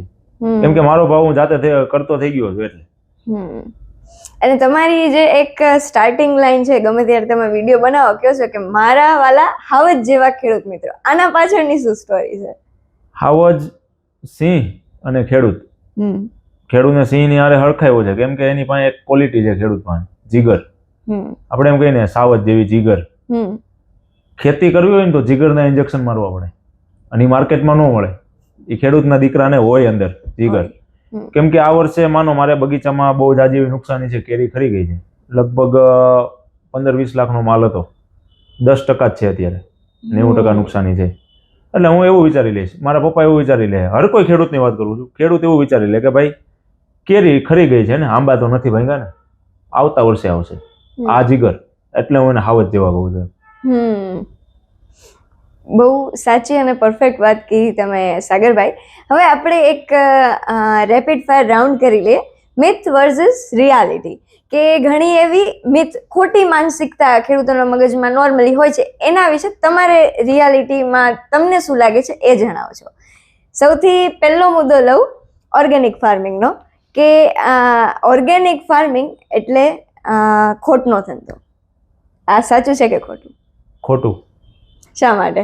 રિયાલિટી શું છે એમાં? રિયાલિટી એવી છે કે 2-3 વર્ષ પછી તમને એનું રિઝલ્ટ મળે, અને આપણે ખેડૂત દેણામાં જોઈ, અને ખેડૂત દેણામાં હોય તો જ સારો લાગે, આવી માનસિકતાથી કામ કરી છે. એટલે દેણા એટલે કે ભાઈ એગ્રોનું આ તે બધું બિલ લગભગ બાકી હોય, વાવેતર થઈ જાય ત્યારથી લઈને વેચાઈ જાય ત્યાં સુધી બાકી હોય, વેચાય પછી પૈસા આપવાના થાય. અને ઓર્ગેનિક વસ્તુ એવી છે કે હાવ મફત થાય છે. મફત થાય છે એટલે એમાં વાર લાગે, 3 વર્ષ પછી કમાય. એમ કે 3 વર્ષે તમારી જમીન છે વ્યવસ્થિત થાય, પછી તમારે એક કામ ફ્લો પકડાઈ ગયા, હવે આટલું થાય ઉત્પાદન, આટલું આવે. અને ઓલું કેવું છે પેસ્ટિસાઇડ વાળું, કે એ છાંટી દીધી દવા, તરત રિઝલ્ટ 2 દિવસમાં. ઈયળ છે તો એ 2 દિવસમાં ખબર પડી જાય ઈયળ ગઈ કે નહીં. ઓર્ગેનિક છે તેમાં એ બધું ટાઈમ લાગે છે એમ. અને બીજી એક માનસિકતા એવી છે કે જો ઓર્ગેનિક નથી થતું તો એના પાછળ માત્ર ખેડૂત જવાબદાર છે. આ સાચું છે કે ખોટું? કઈ સમજાણું નહીં. મતલબ હાલમાં તમે જે વાત કરી હતી ને કે લોકોને આટલા કેન્સર થઈ રહ્યા છે, શેના લીધે? કે પેસ્ટિસાઇડ વાળું લોકો ખાય છે. તો એના પાછળ શું માત્ર ખેડૂત જ જવાબદાર છે? ના, એ બાબતથી તો હું બહુ વિચારું છું, કેમ કે હર કોઈ બાબતમાં ખેડૂતનું નામ આવે છે. હજી તમને આજની લાઈવ વાત કરું ને, હજી વિડીયો આપણે એક અપલોડ એમ કર્યો છે કે હોટલે અમે ચા પીવા આવતા હતા અહીંયા, ત્યારે રસ્તામાં ચા પીવા ઉભા રહ્યા તો એ ચર્ચા થતી હતી, કોઈનું પેશન્ટ કેન્સર વાળા કોઈ હતા, એટલે એ ચર્ચા કરતા હતા કે અમારા રિલેટિવમાં આમ હતું તેમ. તો એક ભાઈ એવું બોલ્યા કે, અને એ બધા 50-60 વર્ષ ઉપરના, પોતે બધા ખેડૂત હતા, દવાઓ જેટલી છટાઈ છે ને, શું થાય? તો ખાલી દવા જ તમને દેખાય. અને આ સમયમાં એકેય ખેડૂત બેન એવો નથી કે એના ઘર પૂરતું એ ઓર્ગેનિક ખાતો હોય, વાવતો હોય, અને માર્કેટમાં વેચવાનું એ પેસ્ટિસાઇડ વાળું કરતો હોય, એવો લગભગ કોઈ નથી. જે વેચે છે એ જ વસ્તુ ખેડૂત પોતે ખાય છે. અને તમે ખેડૂત ઉઠીને ખેડૂતને એમ કહો છો, એ વસ્તુ એક આપણને નથી ગમતી. ભાઈ ખેડૂત ઉઠીને એમ કહે છે કે કેટલી દવા છટાય, કેટલા ખાતર. ભાઈ તમે બહાર ખાવા જાઓ છો હોટલમાં કે બીજું ત્રીજું, તમે કાંઈ જોવો છો કયું તેલ છે, શું વસ્તુ છે, શું ક્વોલિટી છે, શું નથી. પછી નાનું એવું છોકરું છે, છોકરાઓનું કેવું છે કે જોવે એટલે રોવે, આ લેવું છે, તો તમે ભળ દઈને તોડીને આપી દો છો. જોતા નથી એમની અંદર કે ભાઈ આ બગડતું નથી, એમાં શું નાખતા છે કે બીજું ત્રીજું કાંઈ. ખબર બધાને છે, પણ નામ ખેડૂતનું. કેમ કે ખેડૂત જેટલો ડાઉન ટુ અર્થ, અને આ બાબત તો ન કહેવાય ડાઉન ટુ અર્થમાં, પણ આમ જેટલો આમ નીચો આમ શું કહેવાય કે એટલો એ સારો લાગે એમ. બરોબર. ખેડૂત છે આજે આવી પર્સનાલિટીમાં કમજોર દેખાય, નબળો દેખાય એટલો સારો લાગે ખેડૂત. આ એવું ટૂંકમાં લાગે નહીં, પણ આવું ફિટ કરાવી દીધું છે માણસો એમ. પણ ખરેખર જો આ ઓર્ગેનિક ની જે આપણે વાત કરી કે હમણાં ઘણા લોકો એવું કહે છે કે માણસ એક જ એવું પ્રાણી છે કે જે પોતાના ખોરાકમાં ઝેર નાખે છે. હોઈ શકે કે હા 100% રિયાલિટી છે કે દવાઓ આપણને નુકસાન કરે છે, પણ આપણો પોઈન્ટ એ છે કે ખેડૂતને પણ શોખ નથી ને કે હું મારી જમીન બગાડું. જે રિસર્ચ મુજબ એવું જોવામાં આવ્યું છે કે આપણે તો ચલો પેસ્ટિસાઇડ વાળું ખાઈએ છીએ, પણ ખેડૂતે છાંટે છે, અને એ કોઈ માસ્ક કે ગ્લવ્સ કેવું તો કઈ આપણે આવતું નથી. તો એ ડાયરેક્ટ જે ખેડૂત છાંટે છે, આપણે જુનાગઢમાં ગામ છે જ્યાં રીંગણા વધારે થાય છે અને ત્યાં અત્યારે ઘરે ઘરે કેન્સર છે, તો એ ખેડૂતને પહેલા નુકસાન થશે. જે દવા એ છાંટે છે તો પેલું નુકસાન એ ખેડૂતને થવાનું છે. તો એ શા માટે આવું કરે? પણ મેઇન પોઈન્ટ છે વેચાણનો ભાવ. જે ગ્રાહકો છે ઈ જ જો સારો ભાવ દઈ અને એ લેવા તૈયાર નથી તો ખેડૂતને પોતાનું ઘર કેમ ચડાવવું? એને કરવું જ પડશે ઉત્પાદન માટે. એટલે આ એક મિથ છે કે ખેડૂતના લીધે આવું થાય છે, તો એવું નથી. 100%. હવે બીજું એક મિથ, બીજી એક વાત છે કે સોશિયલ મીડિયામાંથી જોઈને ઘણા લોકો શરૂઆત કરતા હોય કે હવે મારે હાઇડ્રોપોનિક્સ કરવું છે, ગ્રીન હાઉસ ફાર્મિંગ પણ કહી શકાય કે પ્રોફિટેબલ છે, નો ડાઉટ. પણ તમને શું લાગે છે કે આ 100% પ્રોફિટેબલ છે કે નહીં? એમાં તો માનો ને કે 50-50 છે તે અને નથી. છે એટલે કે જો એ સક્સેસ છે તો છે જ, એમાં કઈ બીજી સંભાવના નથી એમ. કેમ કે બહુ સારી વસ્તુ છે ને. અને નથી હું કામ કે હજી અહીંયા અનુભવ નથી કોઈને, કોઈએ શરૂઆત કરી નથી. જો શરૂઆત થાય, અને જો કે લગભગ આવતા વર્ષે મારો જ એક મિત્ર કરે છે એ બધી, ચાઇના હમણાં જવાનો છે આના માટે ને બધું હાલે છે, પણ હજી માર્કેટમાં નથી ને, એટલે થોડાક બીક લાગે છે, થોડા અચકાય છે કે ભાઈ પ્રોફિટ આમાં હશે કે કેમ. પણ જો એકવાર થઈ ગયું તો એ 100% છે, એમાંય ના નથી. સક્સેસ થવું જોઈએ, 5 જણા કરવા જોઈએ. અત્યારે મશરૂમ નું હાલે છે એવું કે મશરૂમ પાછળ માણસો બહુ પડ્યા છે, તો જે કરે છે એને પૂછો. હું તો બહુ બધાને પૂછ્યું છે મશરૂમ વાળાને, એ લોકો એમ કે છે થાય પૈસા મળે, વેચવું ક્યાં? વેચાણ બધી જગ્યાએ, વેચાણ બધી જગ્યાએ આ વસ્તુ મળે છે, વેચાણ. એટલે સક્સેસ છે કોઈ પણ, અને ખેતી વસ્તુ એક એવી છે કે એમાં તમે ગમે વાવો ની સક્સેસ જ, પણ અનસક્સેસફુલ એને આપણે કરી નાખી છે. માર્કેટમાં આવે ને ત્યાં તો એ નથી વધતું એમાં કઈ એમ. કેમ કે એગ્રીકલ્ચર પ્રોડક્ટ એક તો પેરિશેબલ હોય કે એ ખરાબ થઈ જશે, એને કઈ ટાઇલ્સ ની જેમ તો છે ને કઈ ગમે તેટલું સ્ટોર કરો એટલે એ ખરાબ થઈ જશે. તો એને સાચા સમયે સાચા માર્કેટમાં સાચા ગ્રાહક સુધી પહોંચાડવું, આ એક રમત છે આખી એગ્રીકલ્ચરની. તો બીજી એક લોકોની માનસિકતા એવી છે કે ખેતી એટલે સખત પરિશ્રમ વાળું કામ, કે કાળી મહેનત કરવી પડે. આ વાત સાચી છે કે ખોટી? વાત સાચી હતી પણ હવે નથી. હવે નથી કેમ કે ટેકનોલોજી ને થોડીક બુદ્ધિ, નવી બુદ્ધિ ને ટેકનોલોજી, આના લીધે એ સરળ થઈ ગયું. પરિશ્રમ છે 100%, પણ પેલા પરિશ્રમમાં એવું હતું કે બળદ હાલે ને, બળદ એટલું આપણે હારે હાલવું પડે, અને અત્યારે ટ્રેક્ટર. ભલે ઈ નુકસાન છે, બળદ વહી ગયા એ નુકસાન જ છે. જેટલી ટેકનોલોજી, જેટલી સગવડ એટલી અગવડ. પણ આ તમે જે સવાલ કર્યો ને એ પેલા હતું, હવે નથી. એ 100% છે. એટલે એટલી કાળી મજૂરી કરવાની જરૂર નથી ખેતીમાં. સ્માર્ટ ફાર્મિંગ જે કહેવાય, સ્માર્ટ ફાર્મિંગ એટલે એમાં બધી વસ્તુ સ્માર્ટ આવે. હું સનસ્ક્રીન લોશન લગાવીને વાડીએ જાઉં છું બપોરે. આ સ્માર્ટ બુદ્ધિ, સ્માર્ટનેસ થાય ને, હું કામ નું થાય કે ભાઈ મને બીક છે, મારે વિડીયો બનાવવો છે, કાલે કાળો દેખાય થોડો, સનસ્ક્રીન લગાડીને જાઓ, ઉપર એક બાંધી દો, નેપકિન નાખી દો, ટોપી પહેરી લ્યો. પેલા આ બધું નહોતું અને હવે છે, તો ઉપયોગ કરો. બરાબર છે. એટલે હવે ખેડૂત પણ એક સારી પર્સનાલિટી દેખાડી શકે કે એવું નથી ખેડૂત છે એટલે ગવાર જ હારો, એવું નથી. સાચી વાત છે. તો સાગરભાઈ, હવે આપણે પોડકાસ્ટના અંત તરફ જઈ રહ્યા છીએ. એ પહેલા તમારું એક ખેડૂત તરીકેનું ફ્યુચર વિઝન શું છે એ અમારા દર્શક મિત્રો સાથે શેર કરો. તો બહુ જાજા બધા છે, એમાંથી એક બે તો આમ થોડાક મજાક છે. કે મારા ફોલોઅર્સ મને એવું કહે છે કે સાગરભાઈ તમને કૃષિ મંત્રી બનાવી દેવા છે. બરાબર. પણ હું એ તો મજાક, પણ હું એવું વિચારું છું કે મારાથી મારે ખેતીમાં ક્રાંતિ લાવવી છે. ખેતીમાં ક્રાંતિ લાવવી છે અને હું લાવીશ, એ વાત ફાઇનલ છે. આજથી 5 વર્ષ પછી માણસો એમ કહેતા છે કે ખેતીમાં ક્રાંતિ લાવવા વાળો સાગર પટેલ, અને મને મારી જાત ઉપર ભરોસો છે કે એ કરી ન જ રહીશ. સચ અ બિગ સ્ટેટમેન્ટ. ખેતીમાં ક્રાંતિ લાવવી છે અને સાગર પટેલ નથી લાવશે, આ વાત ફાઇનલ. અને ક્રાંતિ આવી રીતે મેં કીધું ને કે હું તો ફેમસ થઈ ગયો છું, પણ મારે બધાને ફેમસ કરવા છે. આજ તમે કોઈ તમારો પાક છે તમારે જાતે વેચવું છે, રાઈ છે તો એક્ઝામ્પલ તરીકે રાઈ તમે પેકિંગ કર્યું છે તો તમારાથી ન વેચાય, તમારે ફોલોઅર્સ નથી, આ તે નથી, એમ માર્કેટિંગ ન કરી શકો સોશિયલ, તો તમે મને ટેગ કરો. કેમ કે મારે આજ 80,000 ફોલોઅર છે, મારા 80,000 માંથી 5 ઓર્ડર તમારે આવ્યા. હવે તમને જો 50,000 ફોલોઅર કરાવી દઉં તો મારે ઈ કરાવવું છે. ઈ વસ્તુમાં હું વધારે ફોકસ કરું છું કે ભાઈ બધાય ખેડૂત, મારા લીધે બધાય ખેડૂતનું ભલું થાય.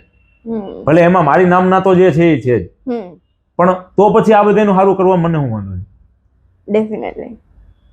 તો જેટલા દર્શક મિત્રો જે ખેડૂતો અને યુવાનો આ વિડીયો જોવે છે ને તમારા તરફથી તમે શું સંદેશ આપવા માંગશો?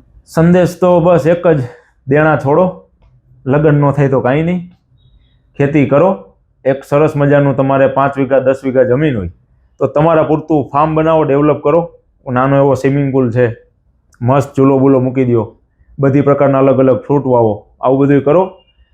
તમારે દેણું કરવું જ છે તો તમે અવળું દેણું કરો છો કે ભાઈ લગ્ન કરવા માટે સુરત ગયા, બીજા સિટીમાં ગયા, સીધા 60, 70, 80, નબળું તો પાછું હાલે નહીં, એવલો કિંમતનો ફ્લેટ રાખ્યો 70, 80 લાખનો, તો પછી એમાંથી 20 લાખ રૂપિયાનું દેણું કરવું જ છે તો 60, 70 લાખનું નથી કરવું, 20 લાખનું દેણું કરીને વાડીએ આવું કરો. સગવડ પ્રમાણે ગાડી લઈ લ્યો, પછી જોઈ છે કોણ છોકરી નથી આપતું. કેમ કે જિંદગી તો બહુ સારી છે ને તમારી, મસ્ત ફાર્મ છે, વ્યવસ્થિત તમે તમારા હાથે બનાવેલું તમે ઉગાડીને જમો છો, કે તમે સારા છો, તમારો પરિવાર સારો છે, તમારા બહેનો જે સાસરિયામાં છે એ બધાને તમે માલ આપો છો. આનાથી વિશેષ કેવી જિંદગી હોય? અને આવી જિંદગી હોય રોજ સવારે ઉઠીને ગાડી લઈને વાડીએ જવાનું, ગાડી લઈને 4 વ્હીલર ઘરે આવવાનું, ક્યાંક જવું છે તો આ ગયા, આ આવ્યા, સમય સારો છે, કંઈક ખાવું છે, પીવું છે. હવે તો શું છે કે આ બધી, અને બીજું કેવું છે બહાર હવે બધા કારખાનામાં ક્યાંક હોય ને હીરાવાળા છે કે કોઈ નોકરિયાત, એ લોકો ઓફિસમાં કેવી રીતે પ્રોગ્રામ ગોઠવે અને અમે લોકો વાડીમાં પ્રોગ્રામ ગોઠવીએ, તો પછી થાય ને આવું બધું. તો પછી એ કરવાની ક્યાં જરૂર છે? એ જિંદગી હારી કે અમે ટૂંકમાં સમજાઈ દીધું કઈ જિંદગી હારી? આપણી ખુદની જમીન છે તેમાં આવું કંઈક વસાવીએ ને, ચકાચક બનાવીને, બસ પોતે જ પોતાના માલિક બને, પોતે જ પોતાના માલિક. અને ગાડી પાછળ એક મોટો સંદેશ, ગાડી પાછળ ફરજિયાત ખેડૂત લખાવો, ફરજિયાત ગાડી પાછળ ખેડૂત લખાવો. આજ મારી પાસે થાર છે, મારે નંબર સારો છે, પાછળ ખેડૂત લખેલું છે, મારી પાછળ કદાચ રેન્જ રોવર આવતી હોય ને તો એકવાર વિચાર કરે, જોયું ખેડૂત લખ્યું પાછળ. એવું કોઈ નહીં કે પછી 5% તો હવે નીકળત, જમીન વેચીને થાર લીધી છે એટલે ખેડૂત લખાયું. પણ એ બધી શું જરૂર છે? ભલે ને જે વિચારી, પણ એની સામે 95 સારું વિચારે છે ને, વાહ ભાઈ વાહ ખેડૂત.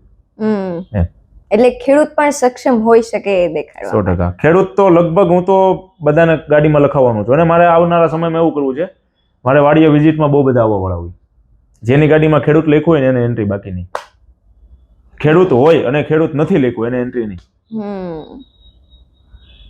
બરાબર. એક સક્ષમતાપૂર્વક બતાવો કે તમે ખેડૂત છો અને એના પર પોતાને પણ ગર્વ હોવો જોઈએ અને બીજાને પણ કરાવો. ખૂબ જ સરસ. આજે સાગરભાઈ સાથે વાત કરીને એવું લાગ્યું કે ના, જો તમારે હિંમત છે સપના જોવાની અને જો તમે એના પાછળ મહેનત કરો તો કદાચ એમને પણ નહોતું ધાર્યું કે એ આટલા ઓછા સમયમાં આ લેવલે પહોંચશે. તો તમે પણ જો સારી મહેનત કરો, સાચી જાણકારી મેળવો અને પોતાના કામમાં આગળ વધો તો માટીમાંથી પણ સોનું થઈ શકે છે. એટલે જો સપના જોવાની હિંમત હોય તો માટીમાંથી પણ સોનું પેદા થઈ શકે છે. આ વાતના સાક્ષી છે આપણી સામે સાગરભાઈ. તો સાગરભાઈ, એક વખત તમારો કિંમતી સમય આપવા બદલ અને આટલી સારું તમારું જે નોલેજ છે કે તમારા અનુભવ એ શેર કરવા બદલ તમારો ખૂબ ખૂબ આભાર. Thank you so much. અને આ જ રીતે ફરી એક વખત તમે અમારા શોમાં આવો, ફરી નવા અનુભવો લઈ અને ફરી એક વખત આપણે દર્શકોને શેર કરીએ એ માટે દિલથી આપણે આવકારીએ છીએ. Thank you so much. અને દરેક દર્શક મિત્રોને, ખેડૂત મિત્રો, યુવાનો જે પણ આ વિડીયો જોવે છે એને આ જ રીતની નવી માહિતી ખેતી લક્ષી, જરૂરી અને જાણકારી મેળવવા માટે બની રહો અમારે કૃષિ એસેટ ચેનલ પર. લાઇક, શેર, સબસ્ક્રાઇબ ને ફોલો જરૂરથી કરજો, કારણ કે એઝ અ ક્રિએટર પણ તમારા સપોર્ટની અમને ખૂબ જ જરૂર છે. તો બની શકે એટલા વધુ ખેડૂતો સુધી આ માહિતી પહોંચાડજો. Thank you so much. જય હિન્દ, જય ભારત.